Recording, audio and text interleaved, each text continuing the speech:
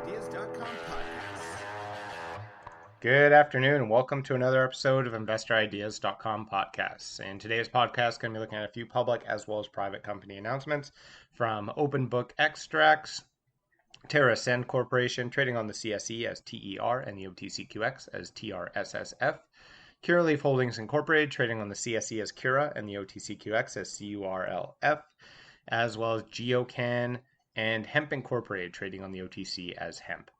So first, starting with Open Book Extracts, who announced its expansion of operations and distribution channels into Asia, Israel, and most recently, South Africa. Now, to serve a recently estimated $6.4 billion market opportunity for cannabis in South Africa, OBX was named a principal distribution partner of Peter Bottle Agencies Limited of South Africa. With more than 30 years in the agency distribution business in South Africa, Peter Bottle Agencies represents manufacturers that specialize in supplying some of the world's finest products, such as vitamin mixes, probiotics, and industrial ingredients throughout the entire country. And OBX joins global commercial distribution partners Prinova Nagas Group in a short list of principals vetted and approved by Peter Bottle Agencies from South African distribution. Quality, safety, and reliability are essential in the burgeoning South African cannabis market, stated Peter Bottle, director of Peter Bottle Agencies Limited. The caliber of the team and products from Open Book Extracts has exceeded our expectations, and we're excited to be able to provide high-quality CBD products, innovative cannabinoid blends, and pure, rare cannabinoids to our clients. In addition to the South Africa distribution channel, OBX expanded its footprint into Asia, appointing Lloyd Goldberg as ABX Asia's Chief Executive Officer. Goldberg, who founded and recently sold Americraft Imports Limited, a Hong Kong-based craft beer importer and distributor, will lead expansion efforts into the Asian market. With the demand of CBD products in Asia growing rapidly, it's paramount for leading brands to have a reputable quality supplier like Open Book Extracts, stated Goldberg. The fact that OBX is CGMP certified, able to deliver pharma-grade purity levels, and is well-versed in global market distribution ensures that we will meet the Asian market demand for high-quality, safe cannabinoid products. Now, the establishment of global distribution channels falls closely on the heels of Open Book Extract's recent acquisition of Chillmark Labs and its Israeli affiliate Beetlebung Pharma Limited, enabling the manufacturing of high-purity, rare, and minor cannabinoids at commercial scale, and further unlocking the therapeutic potential of cannabinoid-based products. Obviously, another extract company moving into different parts of the world. It is interesting that they're going to be focusing on minor cannabinoids as well as obviously the major ones like CBD and THC formats. There's been a lot of talk, I know I've mentioned it before, about CBN, CBG. So you might see some products come out from Open Books regards to that. It's very interesting as well that they're going to be focusing on CBD products for both South Africa and for the Asian market. Again, the sort of anywhere within Asia right now is a really difficult market to enter into and a really difficult market to establish, mainly also because of China and the fact that they are still one of the largest hemp providers and even providing CBD to a lot of these companies. Obviously, you're getting heavy metals in a lot of the products and a lot of inconsistency, but there's still a big player within that space, and obviously also sort of social norms, political regulations, a lot of different factors going on for those markets. But you are starting to see not only Open Extracts, but other companies within this space, especially focusing on CBD or extraction, focusing on these markets and at least building out the infrastructure to at least establish them once they are going to be developed. I don't think that, again, you're going to see a lot of traction within South Africa or Asia anytime soon. But it is interesting to note that over the last year, there has been building momentum surrounding that area. Next, looking at TER Corporation, who announced that it's officially opened its 7th retail dispensary location, and the new 4,200 square foot apothecary and dispensary is located in Berkeley, California, as the company's 4th California dispensary and TER 7th dispensary nationwide. Now, the Apothecary in Berkeley is a full-service recreational and medical cannabis dispensary featuring a stylish upscale design and a staff of highly trained cannabis consultants to assist guests. The store carries a wide variety of cannabis products, including edibles, flowers, vaping products, concentrates, the whole gambit. We're excited to begin serving our East Bay customers from our beautiful new location on Telegraph Avenue, said Ryan Hudson, the CEO and co-founder of Apothecarian. At Apothecarian, our focus is on education, and we aim to provide one-on-one consultations that help our patients and customers find the right products for their needs. Whether they are looking to help in person, by phone, or via web chat, our cannabis consultants are here to help. Now, the Apothecary in Berkeley is designed to be comfortable and easy to navigate for seniors, first-time dispensary visitors, and patients with serious medical conditions. And the dispensary features Apothecarium's typical mix of neo-Victorian furnishings, modern touches, and plenty of natural light. And all Apothecarium dispensaries have implemented strict safety standards to protect guests and team members. And the California safety protocols include strict social distancing inside and outside the dispensaries, a mask requirement for everyone inside the dispensaries, no contact check-in procedures, and ongoing sanitizing throughout the day. So TerrAscend Corporation, the only real reason I brought this up is that they're continuing to open brick and mortar dispensaries within the California market. This is a market that's been heavily impacted by the COVID-19 pandemic. And really, California was sort of the main cannabis hub, still is in many ways, but obviously due to how that state policy has dealt with coronavirus and also how some of these companies have been dealing with basically evolving to this rapidly changing situation. It is now, and probably will be for a while, a market that has some instability within it. But obviously, for some companies, like for TerrAscend, they're not seeing that, and that's not affecting them in the same way, so they are able to keep expanding. So definitely, if you're paying attention to what's going on in California right now, I would keep paying attention to if there's going to be new stores opening, how they're opening, how they're going to be doing, and also what sort of steps they've implemented to adapt to the new environment. Because obviously, delivery, curbside pickup, having an online menu, having all of these options well established beforehand needs to be sort of first and foremost for any of these companies. Again, the apothecary and dispensaries, from what I've seen in the past from TerrAscend, have established most of these services and are focused on a lot of these current issues facing the market. But that being said, they are probably going to have some difficulties as there's a lot going on within the California market right now. And there is still expectations that there could be further closures or that there could be a second wave coming through soon that could affect some of these businesses again, which is going to be difficult for any one of these dispensaries operating there, let alone a chain of dispensaries. But again, hopefully they've implemented the right strategies to have delivery and even have web consultation. I was glad to hear that they're including that as well. But again, it's something to pay attention to is which of these states, because obviously each of the states has been dealing with this whole pandemic as well as what's going on there differently. And it's definitely something to pay attention to of how each of them is evolving because there could be a few states that sort of jump ahead as cannabis market areas and a few that really fall behind.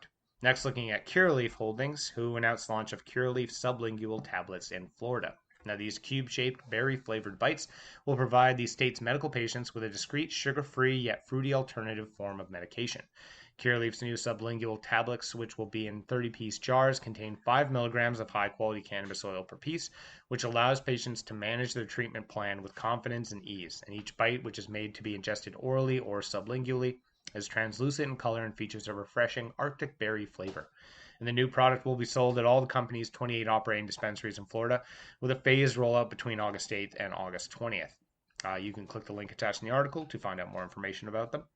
The demand for alternative cannabis forms functions in Florida has been mounting for years, and we're thrilled to offer our patients an exciting new product, sublingual tablets, said Joe Lasardi, the Chief Executive Officer of Curaleaf. Our success is driven by listening to and meeting the needs of our patients, and we're incredibly proud to be the first to market in Florida with this new option in cannabis medicine. Now, by providing high-quality products in a variety of administration routes, we are better positioned to improve our patients' lives, which have been our mission since day one. Now, earlier this summer, Curaleaf began selling Shorties, which was a pre-roll flower product in response to the requests of the Florida patients. And as an additional offering to the classic 1 gram pre-roll, patients can now enjoy freshly harvested flower by the way of these conveniently sized 0.4 gram pre-rolls. Now, Florida's continued growth into patient registration makes it one of the nation's fastest growing medical cannabis markets in the country, and currently there are over 377,000 medical patients enrolled in the Florida program, which is about 1.7% of the state's population, with approximately 5,000 new patients enrolling each week. So to ensure the best possible service to the increasing number of medical patients, Curaleaf is in the process of expanding its Florida presence, adding to the current grow capacity and planning to open at least 5 new dispensaries by the fourth quarter. So, as I was saying, the state-by-state differences. Obviously, within the Florida medical market, it's a very different market than a lot of the other rec markets that are out there, mainly focused, obviously, it is medical. And there's really only a couple of key players within the Florida market space. Curaleaf is definitely one of the dominant ones. They've really done well in establishing their footprint now, and have also now released this sublingual little tablets. And I've talked a lot about these types of formats for cannabis products. You're now starting to see that these products are actually hitting shelves. They're starting to come to market. And really, the overall expectancy for these products is becoming the norm for a lot of consumers. More and more patients or just recreational consumers, depending on which markets you're in, are starting to go to these dispensaries with the expectation that these next generation products are going to be available and that there will be multiple options to select from. Now you're actually starting to see that. Obviously, within Florida, these would be the first sublingual tablets that are out there, but I'm sure you're going to see a few more get dropped within that market. And again, that's sort of the Cannabis 2.0 products that you're expecting to start to see both in the US and Canada a little bit more frequently and have a little bit more accessibility. Still, none of these products, whether it's beverages or next generation edibles, the sublingual tablets, the different dosing options, even the salves. Really, none of them have picked up that much traction yet due to supply and demand. There's not a lot of accessibility and there's not a lot of supply of any of these products out there. There's a huge demand for all these next generation products, but until there's a little bit more consistency with what brands are going to be showing up in which areas and being able to meet the demand of the consumers, I don't think anyone's going to really jump ahead of anyone else within that sector. And I think you're going to continue to see companies trying to push new innovations in their products without trying to really realize that the biggest issue isn't necessarily that these products aren't quite amazing enough. It's necessarily that they're just not available in the stores that they need to be. Next, looking at GeoCan, who announced that the company has commercialized again, talking about innovation, commercialized the first oral dose application that overcomes the well-known bioavailability challenges of science-backed key ingredients found in popular immune support products. Now, the multi-patented Vesisorb delivery system provides the much-needed solution that turns the following poorly absorbed individual compounds into a synergistic 4-in-1 formulation with drastic improvements in absorption and bioavailability. So 50 milligrams of curcumin from turmeric root, 15 milligrams of CBD from broad spectrum hemp extract, 7 milligrams of beta-caffeine or BCP that has received FDA GRAS status, and 200 IU of vitamin D3. These ingredients have been strategically selected for their immunity support and anti-inflammatory properties, but are notorious for showing limited bioavailability due to their lipofacility and extensive first-pass metabolism, said Anthony Petraglia, the MD and Chief Medical Officer. With a successful track record over the past 15 years, Vesisorb has consistently demonstrated its ability to mitigate these negative effects while significantly improving the pharmacokinetic performance of natural ingredients. To put it simply, bioavailability is the key to providing an immunity support product that delivers its desired health benefits. This formulation milestone comes on the heels of a study that was published in peer-reviewed journal Molecules, showcasing the numerous advantages of broad-spectrum hemp extract formulated with Vesisorb to that of the same broad-spectrum hemp extract combined with medium-chain triglycerides oil. Now, key findings included that the important subgroup showed statistically significant improvements for all the measured pharmacokinetic parameters, including a 712% increase in maximal plasma CBD concentration, a 449% improvement in the total CBD exposure over the time, and a 400% improvement in the time to peak absorption. GeoCan has a strategic focus to deliver cannabinoid and terpene products with an unmatched body of supporting scientific evidence to address the most pressing health concerns, said Sam Davidson, the Chief Executive Officer. The marketplace demand for natural immunity support products is unprecedented, and the relationship between a healthy immune system and a strong endocannabinoid system is well documented. Now more than ever, we are committed to pioneering these innovative solutions with our technical formulation expertise, rigorous product development protocol, and global distribution infrastructure. So another company focused on immunity boosting products, obviously focusing on more bioavailability for their CBD as well as the other products that are in there to help boost the immune system. There's been lots of different talks, lots of different companies, and lots of different technologies that have been dealing with the main problem of bioavailability for your cannabinoids. That is the main difficulty for everyone within this industry, whether you're looking at beverages, edibles, or next generation products. It is interesting to note that obviously they've had a huge boost in their bioavailability with CBD from this product formulation that they've made.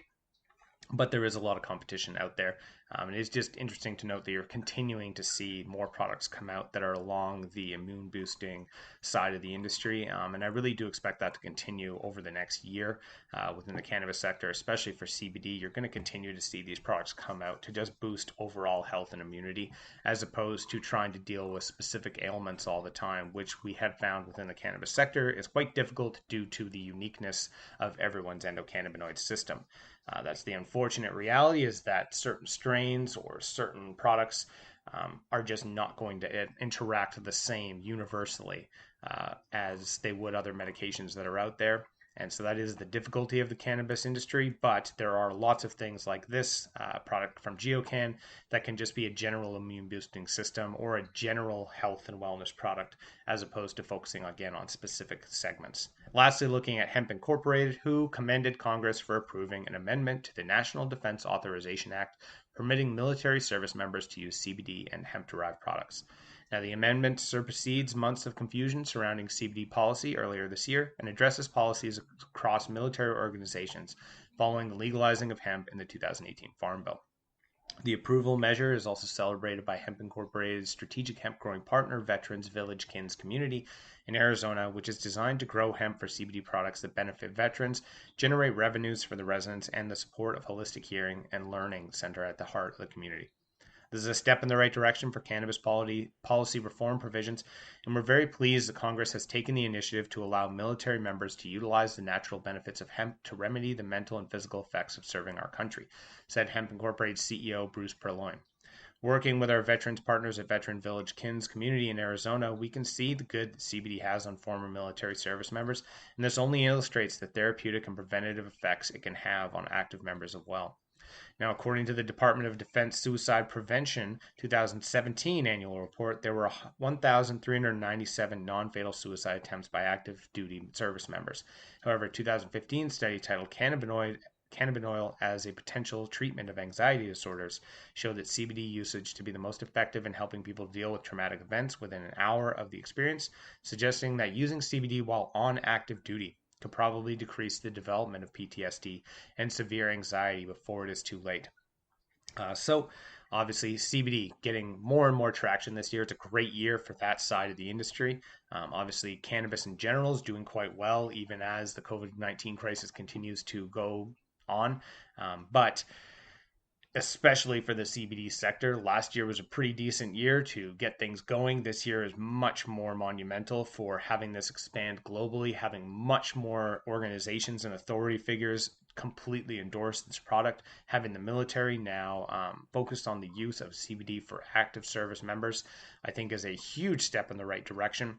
And I think soon enough, again, you're going to see more and more of this in other parts of the world, not only in the US and Canada, but other governments are now starting to really lack the hesitation they used to have surrounding CBD and hemp products. And I do think that that industry is about to go global within the next year. Obviously, the cannabis and the THC high side of the industry is always going to be under some scrutiny.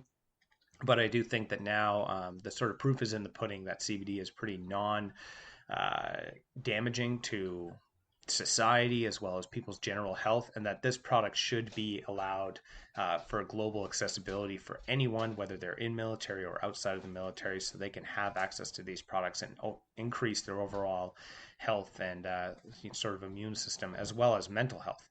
Again, being able to aid with PTSD. Obviously, I personally think that the psychedelic community is going to be the bigger influence over cannabis when it comes to dealing with mental health. I think that cannabis is great for overall stress relief, inflammation for CBD specifically, and again for your general health and wellness, as opposed to a lot of the other substances people take. Obviously, if you switch from cannabis from alcohol, you're probably doing your body a lot of favors there. But in general, I do think that the mental health side of this industry is never going to be quite the buildup that you're expecting from psychedelics, which is still very nascent, but there's a lot of interesting reports coming out there. And obviously, the CBD sort of focused on the military there does allow sort of a doorway for future more invasive drugs like psilocybin in a microdose format to be allowed for those military service members to help again deal with PTSD and any of their sort of trauma issues. That's all for today's podcast. Enjoy the rest of your weekend. That's all for today's podcast. Podcast is now a certified word trademark on the blockchain through Cognate Incorporated CM certification. InvestorIdeas.com podcasts are also available on iTunes, Spotify, Google Play Music, Stitcher, iHeartRadio, Spreaker, and TuneIn. If you'd like to be a guest or sponsor of this podcast, please contact InvestorIdeas.com. Investor Ideas reminds all listeners to read our disclaimers and disclosures on the InvestorIdeas.com website, and this podcast is not an endorsement to buy products or services or securities. Investors are reminded that all investments involve risk and possible loss of investment. Investor Ideas does not condone the use of cannabis except where permissible by law. Our site does not possess, distribute, or sell cannabis products.